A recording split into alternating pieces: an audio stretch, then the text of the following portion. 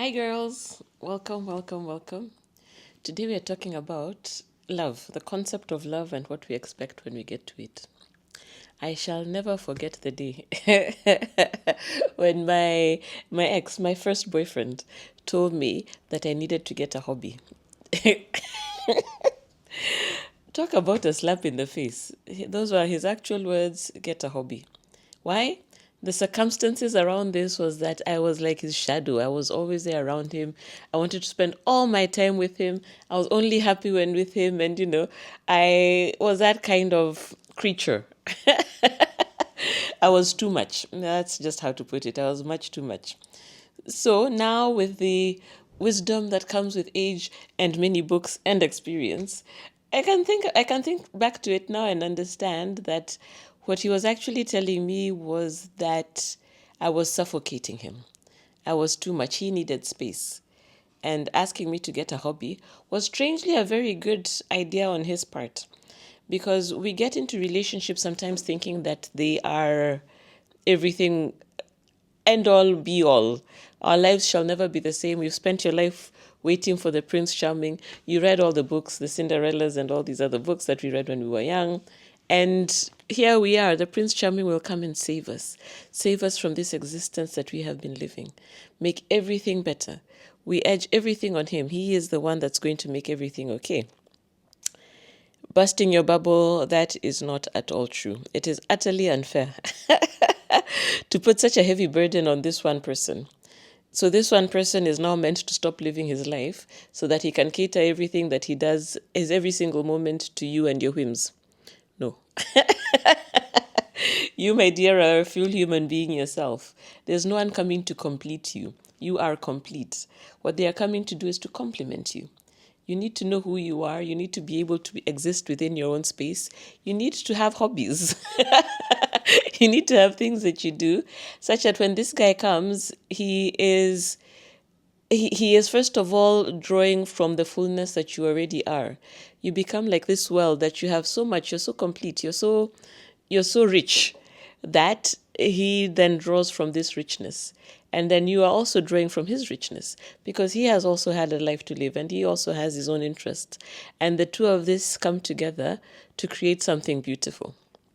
So, all of this to say, no, life is not about holding on and waiting. I am inspired also by, is it Bell Hooks, who writes about love. And one of the things she mentions is that there are very many different kinds of love. Not just to think that this romantic love relationship that you've been on hoping for is the one, the greatest. I've read this somewhere else as well, and I thought it an interesting concept. That all these other relationships you have draw on you a different kind of love.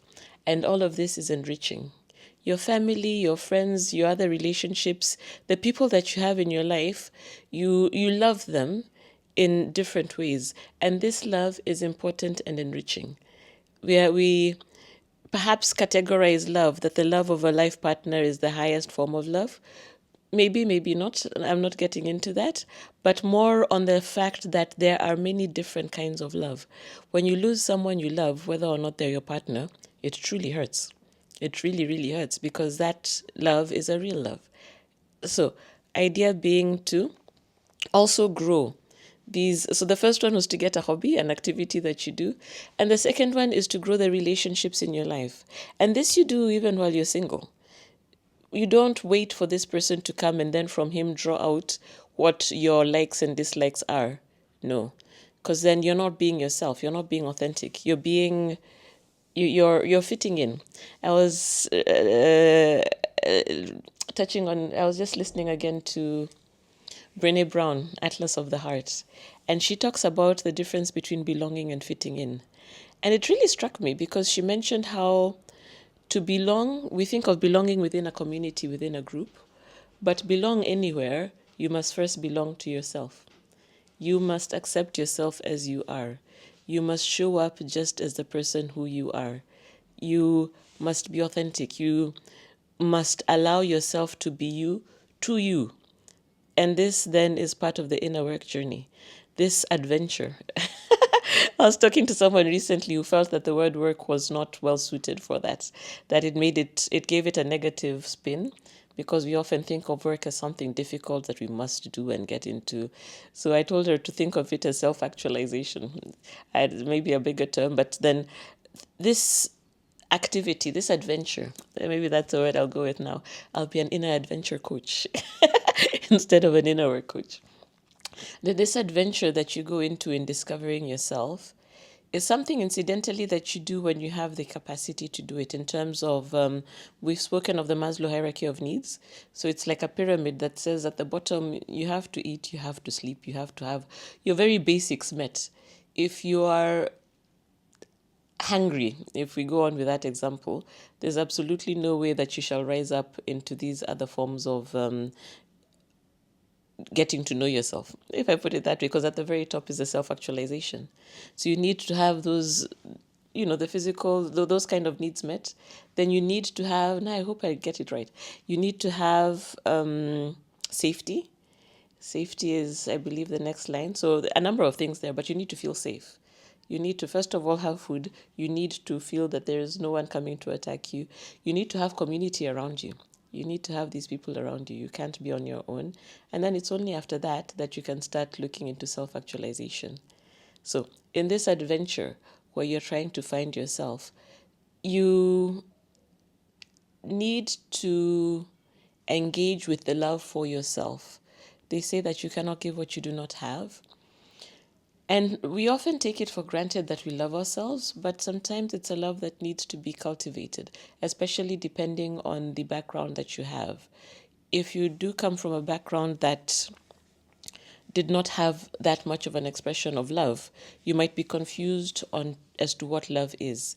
And I don't know if I am over exaggerating if I say that in the African concept, there was not that much, oh, I love you, shared within the families. Oh, I love you. That's maybe something we started seeing on sitcoms,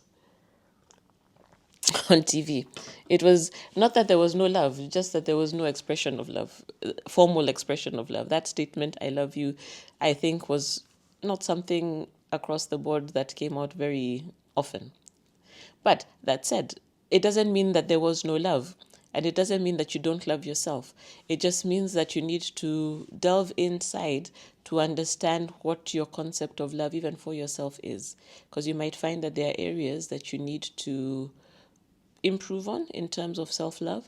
You might find that you need to actually have practices that bring out the self-love. And I can go into this in the book, Date Like Cleopatra. Having practices that you can use as a measuring stick to show yourself that, yes, I can confirm that I love myself because I do this, that, and the other. And these for me are expressions of love. So now we are in relationships, yeah? So you're saying belonging. That's where we were. Belonging, how do you accept yourself for the person you are? If you ever have the space to be alone somewhere, this person that you are when there's no one around, when you're not acting, when you're not trying to be proper, if you are taught to be the good girl, when you're not trying to be good, when you're just letting yourself be. Oh, the sun. Can you see me? Now I'm in the shade. I need to move closer. I should have thought this out a little more. But anyway, we shall soon be through, don't worry. This concept of belonging versus fitting in Atlas of the Heart, Brene Brown asks a number of kids, I think they're in class 8, what they consider their concept of belonging versus fitting in to be. And they have such genius answers. They say things like, fitting in is when I need to behave like the other people to be accepted, and belonging is when I'm accepted for just being me. Look at how powerful that is. And this is what you need to consider for yourself. Even before there are other people, do you allow yourself to be you, to you? When you have these different parts within you that are telling you things that you think might be wrong. I'll give the example of getting angry, because that's, I think, a clear example that oftentimes when we were growing up, we were taught that some of these emotions are wrong. Being angry is wrong. So if you are by yourself and you get angry, is your reaction to tell yourself, no, suppress it. This is not a feeling that I should have. It is wrong of me to be angry. No, if that is your reaction, then you need a little inner work. You need to delve a little more into that adventure wherein you practice letting yourself feel whatever you feel. There are no bad emotions. Emotions are just these fleeting things that come into you. They're on their way. I like someone who said that it's energy in motion. It's just going. It's only there for a few seconds. So the anger comes and goes. But the reason that anger can stay is if we hold on to it. And one of the ways of holding on to it is not recognizing it, not letting yourself feel it. Then it simmers there under the surface without you actually engaging it. If you engage it, you can ask yourself, why am I angry? And then deal with whatever the cause of the anger was. They say that anger is often a sign of your boundaries being crossed. You are angry because someone has done something that you feel is against you. And without knowing how to feel this anger, you might be getting a message, your body might be sending you a message that you do not receive because you're used to telling yourself no. So, again, in belonging, listen to your emotions as they bubble up. Listen to them, address them, look at them, hear them. And take that information that your system has given you into yourself in this inner work adventure. Look into yourself and understand why this message has come and what you're meant to do with it. And from there, you do not feel so uncomfortable on your own. I'll give you homework actually. Your homework today is to spend 15 minutes this week, from today for 7 days on. Spend 15 minutes by yourself, without your phone, without any media, without any people, just you alone for 15 minutes. Just try it. Leave yourself to yourself. And then from there, maybe you generate the habit of engaging with yourself. Engage with yourself, and from there you can get the idea of belonging to you. And drum rolls, a long explanation to mean that once you do belong to yourself, you can understand what it means to belong in a group. You can understand what it means to belong in a group and thus belong in your relationship with your partner once you do get there. I hope that this has been helpful for you. I appreciate you for joining me as always. Truly appreciate you, gorgeous. I'm available for coaching classes if you're interested. Reach out to Shiro at lostinour40s.com and I will get back to you. The book Date Like Cleopatra is out, available on Amazon, available in Kenya as well. And thanks. Ciao.